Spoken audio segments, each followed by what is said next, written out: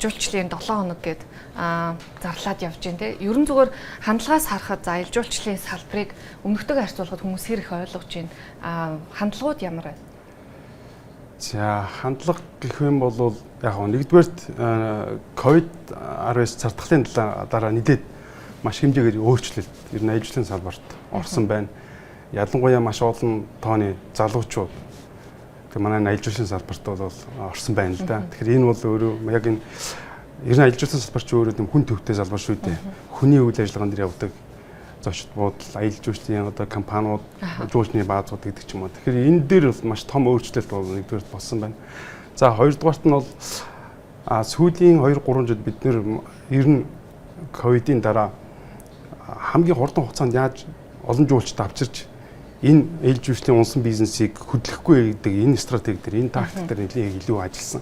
Тэгэхээр бид энэ зорилгоо бол ямар ч биелүүлж чадсан гэж бид нэр бол үзэж байна. Өчигдөр бид нэр аялал жуулчлалын туризм вик 7 хоногийнхаа үйл ажиллагааг бид нэр эхлүүлээд өчигдөр бол доктортой аялал жуулчлалын талаар ярьлаа. За өнөөдөр бол үргэлжлүүлээд бизнес хамтын ажиллагаа, за мөн дотоод хилцүүлгийн ажлуудаа эхлээд явж байна. Монголчуудын бас нөгөө бизнес хийдэг сэтгхүүн арай жоохон юм нөгөө задрах хэрэгтэй гэдээ бас ихэнх одоо бизнес эрхлэгчид холбооныхон ярьдаг л да. За танай жишээ нь аялал жуулчлалын салбар дээр маш олон салбарын бизнесүүдийг хамардаг те. Ресторан байна, зочдууд байна те. Үйлчлэгээний салбар, дээрээс нь одоо хоолны салбарч гэдэг. Тэгэхээр эдгээр бизнесүүд хамтраад ер нь одоо энэ аялал жуулчлалын салбарыг хөгжүүлэхэд яг юун дээр одоо илүү түлхүүн анхаарах хэрэгтэй? За салбар маань сүүлийн одоо ингээд жуулчдын тоо бол ер нь тодорхой хэмжээнд болчлоо. За улирлын хамаарал бол биднэрт бас нэлээд том бас юм бэрхшээл сорилтууд хэвээр байж байна. Өөрөөр хэлбэл 2025 оны статистикаар харах юм бол 6, 7, 8 саруудад нийт ирж байгаа жуулчдын бараг 60% нь бол зөвхөн 3 сард л ирж байна л да. Нэгдүгээр. За хоёрдугаарт мэдээж зарим нэг аялал жуулчлалын бүс одоо дотооддоо газрууд дээр нэлээд хэмжээгээр төвлөрөл бий болсон. Тэрэлж гэдэг ч юм уу, хөвсгөл гэдэг ч юм уу. Тэгэхээр энэ тэрэлж болон жуулчдын тэр нэг удирдлын хамаарал нь өөрөө эргээд яг байгаль орчин болон бид төцөд бол нэлээд хэмжээгээр тийм дарамт чахалтыг үзүүлж байгаа. Тэгэхээр энэ зүйлүүд дээр бид нэр их нэлээд анхаарч удирдлын хамаарлыг бас бууруулах хэрэгтэй гэдэг дээр нэлээд их өвлийн аялал жуулчлал гэдэг ч юм уу энэ зүйлүүд дээр бид нэр ажиллаж байгаа. За дараагийн нэг зүйл нь бол бидний энэ соёлын асуудал байгаа. Тэгэхээр бид нар бол манай аялал жуулчлалын салбарын одоо гол бас нэг жуулчдыг татдаг үзмөрөд бол бидний мянган жил одоо тий тэр чигснээ нүүдийн ахуй соёл шүү дээ жуулчдыг татдаг. Дэлхий дээр нийт аялж байгаа хүмүүсийн ер нь бол 5 хүн тутмын нэг тухайн улсын соёлыг сонирхож ирдэг. Тэгэхээр манай соёл бол цаашдаа энэ аялал жуулчлалын цөм бол яг байсаар байх болно. Гэхдээ яг харамсалтай нь сүүлийн жилүүдэд энэ соёл маань жоохон алсрах малчид ялангуяа залуучууд энэ хөдөө орон нутгаас илүү хот суурьндөө шилжиж амьдрах гэдэг ч юм уу энэ зүйлүүдээс хамаарат энэ соёл гэдэг ч юм уу энэ үндсүүд маань яг бүдэрх тийшээ хандж байна. Тэгэхээр энэ дээр бид нэр нүүдлийн соёл ахуй тулгуурсан community based tourism гэдэг ч юм уу энэ зүйл рүү хөдөө орон нутг руугаа илүү бас их аялал жуулчлалыг хөгжүүлж тэр хөдөө орон нутгийн хүмүүст үр дүнтэй одоо үйл ажиллагаа хийх ёстой гэж ингэж бол харж байна. За дараагийнх нь бол бид нар бол бэрхшээл бол яхаарахгүй бусад өндөр хөгжилтэй хөгжсөн орнуудтай харьцуулах бол манай үйлчлэгээний соёл бол харьцангуй сул байгаад байна. Тэгэхээр ирсэн жуулчд бол мэдээж аялаж мөнгө төлөд ирж байгаа хүмүүс хэд бол төлсөн мөнгөдөө сэтгэл хангалуун байх хэвээр. Энэ сэтгэл хангалуун жуулчд эргэж ирэх мөн найз нөхдөд хэлэх гэдэг ч юм уу ийм одоо хүчин зүйлүүд байдаг учраас үйлчлэгээний чанаруудыг тэр стандарт оперейтинг процедур гэдэг ч юм уу тэр зүйлүүдийг үйлчлэгээний бүх төвшөнд бид нэр хэрэгжүүлэх хэрэгтэй гэж харж байгаа. За мөн яг бас нэг суурилт бол хүний нөөц бол ялангуяа зуны тэр ачааллын үед бол ер нь дутагдaltaа хэвээр байгаа. Хүний нөөцийн хувьд гаднаас бас нэлээд олон улсаас за ялангуяа одоо Азийн орнуудаас те хүн авч ажилуулах юм асуудлууд байна гэж ярьж байсан. Ялангуяа одоо шинэ зочдуудлын хувьд бол үйлчлэгээний салбар учраас бас гаднаас одоо аутсорсинг хийх ийм боломж байна гэж байна. Энэ дээр та хэр санал нийлж байна? Дотоод дууг нь нөөц бололцоо байгаа юу? Эсвэл үнэхээр гаднаас авах шаардлагатай?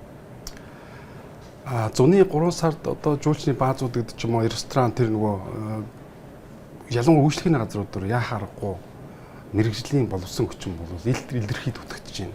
За нэгт бол тэр тооны өвд ч гэсэн дутагдж байна. Тэр мэрэгчлэнүүдийн ур чадрын өвд ч гэсэн дутагдж байна. Тэгэхээр бид нар аль талаараа. Тэгэхээр бид нар чи ер нь Тэгээд одоо сая жуулчин бид нэр хүлээж авах чинь цаашдаа бид нэр 2 сая жуулчин ингээд бас төлөвлөгөө амбиц тавиад ингээд явж байгаа. Гэсэн мөртлөө бид нэр чинь 3.5 сая хүнтэй. Тэгэхээр энэ үйлчлэгээ төвтэй хүн төвтэй энэ салбар учраас гарцаа авахгүй гаднаас бид нэр импортоор бас тий ажилчдыг бол оруулж ирж мэрэгжлийн хүмүүсийг ялангуяа тэр ачааллыг бол давах нь бид нэр хамгийн зөв стратеги гэж харж байгаа.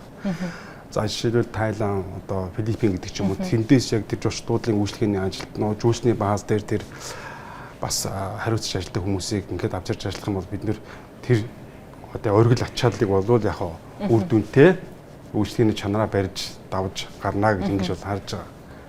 Монгол онгоноос хамгийн сүүлд хийсэн судалгаа байсан л да. За ер нь одоо Монгол улсад ирж байгаа нэг жуулчны одоо дундаж гаргаж байгаа зардлыг те Монгол улсад нөөдөж байгаа өгөөжийг. Тэгэхээр энэ дээр бас өмнө нь одоо аялал жуулчлалын холбооныхон за ялангуяа компаниуд энэ тоо бодтой тоо биш ээ гэсэн мэдээлэл хэлж байна. Та бүхэн өнөөдөр яг юу гэж харж байна? Жишээ нь Монголд ирээд зарцуулж байгаа нэг жуулчин дунджаар ямар хэмжээний мөнгө зарцуулж байна? Тэр нь яг ямар үйлчлэгийн түлхүү яваад бид нар тэндээс үнцийг авчруулж чадж байна.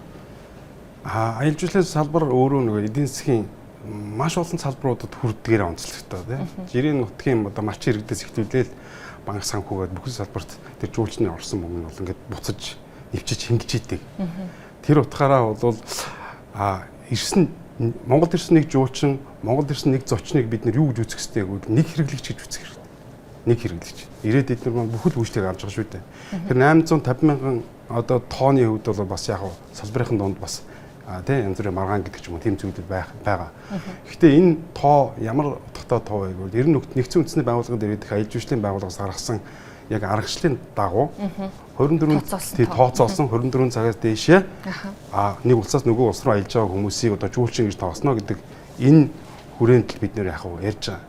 За тэр хүмүүс яагаад энэ дээр бас нөгөө талаас нь ингээд яриад байгаа гэвэл энэ ирж байгаа тэр 850 мянган жуулчтай өөрөө яг хөдөө орон нутгийн тэр эдийн засагт хөдөө орон нутгийн тэр жирийн одоо бизнес эрхэлж байгаа хүмүүст очиж гинүү юу? Хэдий хүн яг тэр өмнө говьд гэдэг ч юм уу тэр ховдод гэдэг ч юм алс сэргэлтэй газруудад очиж аялж эдийн засагт нь хувь нэмэр оруулж өгнө гэдэг тэр хүмүүс баг тоон тэнд бол баг байна гэж яриад байгаа. Тэр бол үнэн. Тэгэхээр өөрөө энэ юу гэхээр бид ирсэн жуулчдыг одоо бол бид нэр илүү тийм Улаанбаатар хот төвтэй энэ төвтэй ийм төвлөрөл ийм үссэн аялал жуулчлалыг одоогоор бид нэр байгаад байна та. Тэгэхээр энийг бид нэр яг цаашаага илүү задлж тэр алс одоо бусад аймагуд руу илүү их тийм аялал жуулчлал хийдэг ийм боломжийг бид нэр бүрдүүлэхийн төлөө бас ингэж ажиллаж байгаа. Тэгэхээр энэ дээр тэр манай туризм виктээр нэгдсэн үндэсний байгууллагаас бас Азийг хариуцсан төлөөлөгч нар дарга нар бас ирсэн байж байна. JICA-гийн хамтын ажиллагаа бас бид нар аялал жуулчлалээр тодорхой аймагуудыг аргадын зөвлөгөө аваад бид нараас ингээд хамтраад ажиллая. Цөлжилтөд тэмцэх олон улсын бах хурлыг Улаанбаатар хотод зохион байгуулагч 8 сарын 17 гэсэн тов явж байгаа. Тий одоогийн байдлаар та бүхэн энэ дээр нөөц болцоогоо яг яаж дайчлах гэж байна. Ер нь Улаанбаатар хот бол 5000 орчим одоо орны буюу одоо зочдлуулаар аваад үзэх юм бол багтаамжтай гэсэн юм тооцоо байдаг. Тэгэхээр энэ одоо 12000 жуулчин ирнэ. За одоо оролцогч ирнэ гэсэн юм мэдээлэлтэй байгаа шүү дээ. Тэгэхээр энэ COP17 энэ олон улсын том орлол яахаггүй Монголд болж байгаа. Нэг талаар бол Монголыг сурчсан маш том арга хэмжээ гэж бид нар харж байгаа. Тийм учраас маш их бэлтгэлтэй. Энэ хүмүүс хамгийн гол чухал тулгамж байгаа зүйл нь бол ирээд энэ хүмүүс бид нэр Улаанбаатарт байрлах жолтуудлын тоо хязгаарлагдсан учраас энд хүмүүсийг хэрхэн одоо оновчтой зөв байрлуулах вэ гэдэг зүйлийг бид нэр ярьж байгаа. Тэгээ энэ хүрээнд бид нар өнгөрсөн жилээс эхлүүлээд бас аялал жуулчлалын мэргэжлийн холбоон дээр тий ажлын зөвлөл байгуулад жолчлуудтайгаа хамтраад энэ яг энэ ирэх үеэр нь тэр жуулчдыг байрлуулах, жолчлуудуудыг блоклох, гэрээ контракт хийх энэ үйл ажиллагаануудыг хийгээд явж байгаа. Тэгэхээр илүү бид нар бас тодорхой хэмжээнд бол бэлтгэлтэй байгаа гэж бол харж байгаа. За засгийн газраас ч гэсэн бас яг хөө энэ томоохон буудлуудтай бас нэлээд тийм захиалгуудыг нөхцөн тэр төр засгийн ялангуяа өндөр дээд тушаалын хүмүүст нь ирэхээ бас ингээд мэдгдсэн байгаа юм байлээ. Тэгэхээр иймэрхүү маягаар бид нөөс бэлтгэл ажлыг бол ингээд хангаад явж байна. За хоёрд нь бид нар бас нэг том зүйл хийж байгаа нөгөө 6 үеийн хөнгөлөлтөй зээлийг засгийн газраас бас ингээд баталсан. Тэгэхээр энэ зээлийн бас тодорхой нэлээд одоо дийлэнх хувийг ялангуяа энэ копийн үеэр бас нуруундаа авч гарах нь жолтуудын салбарт бас илүү их бэлтгэл ажилтан зориулаад гаргая гэдэг энэ хүрээнд тэр зээлийг бид нар бас ингээд гаргаад буудлуудтайгаа бас ингээд олохоор ингээд харилцаад ингээд явж байгаа. Зээлийн хүрээнд ер нь аж ахуйн нэгжүүд яг потенциалын хувьд яг яаж томрох юм, яаж одоо сайжрах юм? Энэ жил бол зээлийн саяны хэлдгээр штэ дийлэнх нь бол энэ орон байр дэд түвцийг сайжруулах салбар дээр илүү түлхүүр тавьсан. Өөрөөр хэлбэл эргэлтийн одоо хөрөнгөний зээл дээр бол харьцан бага тавьсан байгаа. Тэгэхээр энэ зочлуудлууд одоо тэр өрөөгөө гэдэг ч юм уу тийм буудлаа илүү үйлчлэгээ сайжруулах. За тэр дотор тэр хэрэгслүүдээ илүү нэмэх гэдэг ч юм уу амралтын газрууд үйлчлэгээ сайжруулах. За тэгээд тур компаниуд тэр техник хэрэгслээ сайжруулах гэх мэтлэнгээр ийм зүйлүүд дээр илүү их ингэж оруулсан байгаа. За мөн авиа компаниуд дээр бас тодорхой хэмжээгээр тэр зарим зээлийн хэсгүүд нь бол тавигдсан байгаа.